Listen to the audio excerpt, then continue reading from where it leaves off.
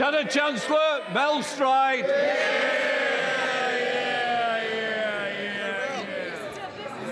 Mr. Speaker, this spending review is not worth the paper that it is written on,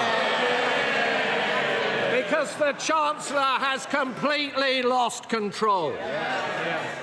This is the spend now, tax later review, because the Right Honourable Lady knows she will need to come back here in the autumn with yet more taxes, and a cruel summer of speculation awaits. How can we possibly take this Chancellor seriously after the chaos of the last 12 months? We were assured, Mr. Speaker, we were assured at the election that Labour's plans involved barely any additional spending or borrowing. Now the Chancellor parades her largesse. Hundreds of billions in additional spending over this Parliament. The initial profile for that spending was, of course, significantly front-loaded, but the Chancellor now expects us to believe that she will let spending rise by only 1.2% a year.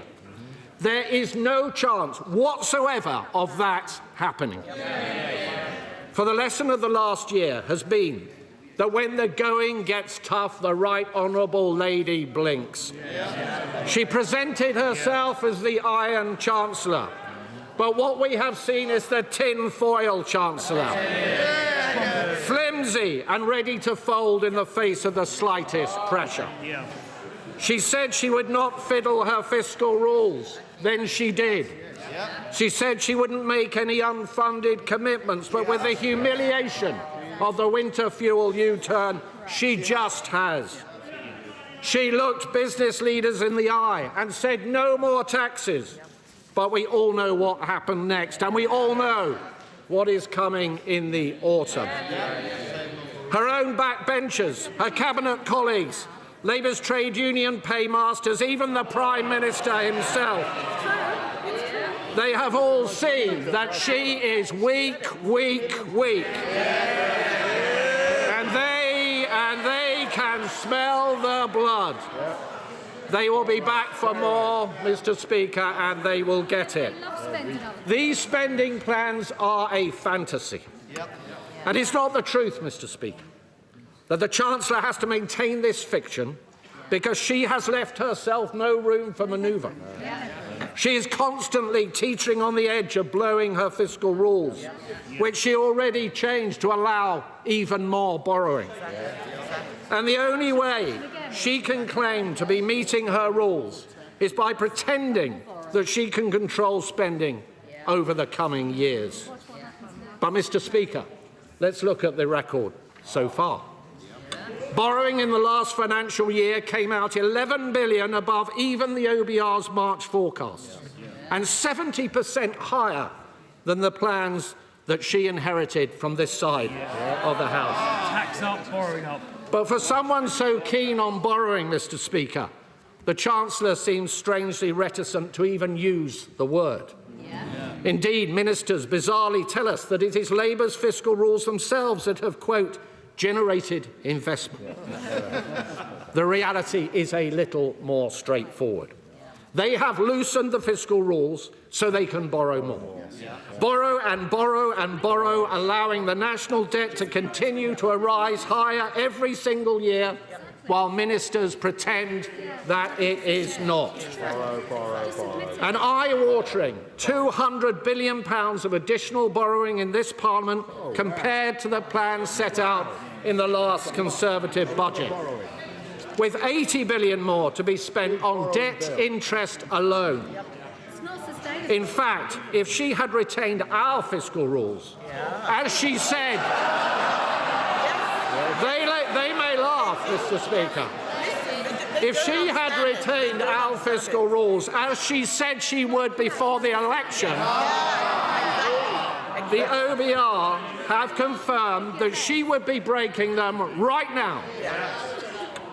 Mr. Speaker, our country is now vulnerable to even the smallest changes in the bond markets.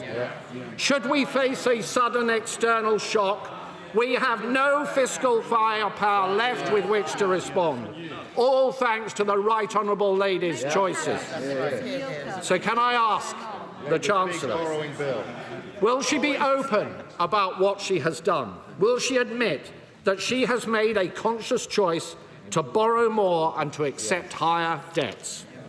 Does she accept this means interest rates and mortgages will be higher than they would otherwise have been, as the OBR themselves have said?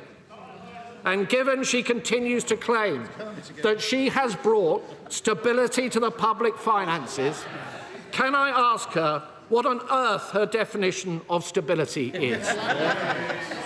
And, Mr. Speaker, the Chancellor must be delighted that she does not have to face a new OBR forecast today.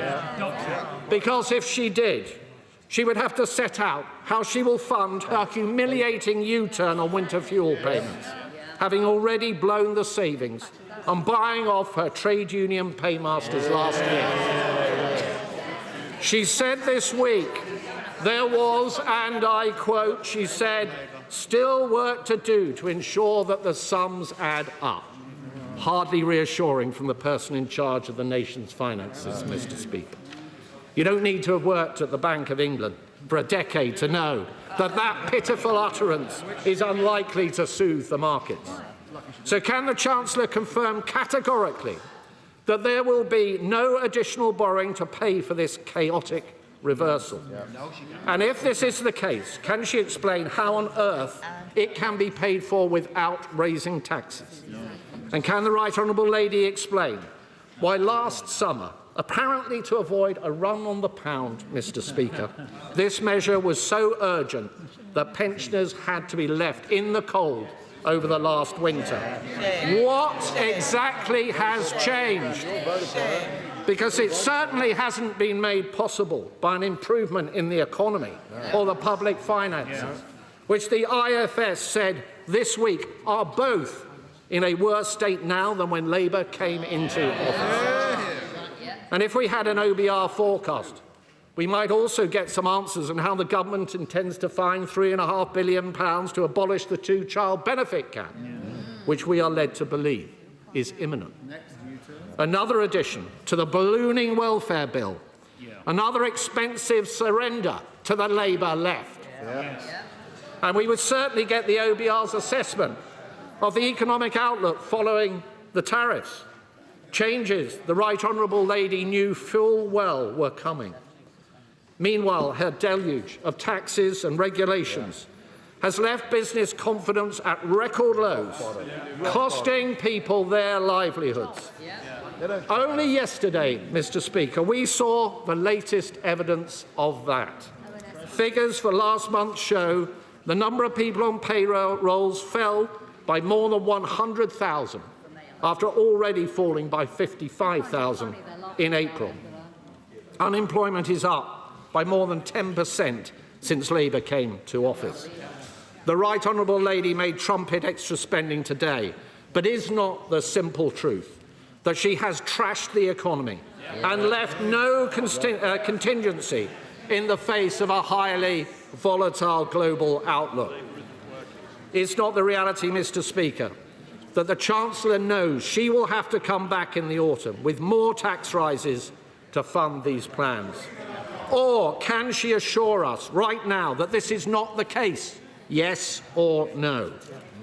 We know that the Deputy Prime Minister has helpfully provided her with an entire brochure of tax rises that she will no doubt be perusing over the summer.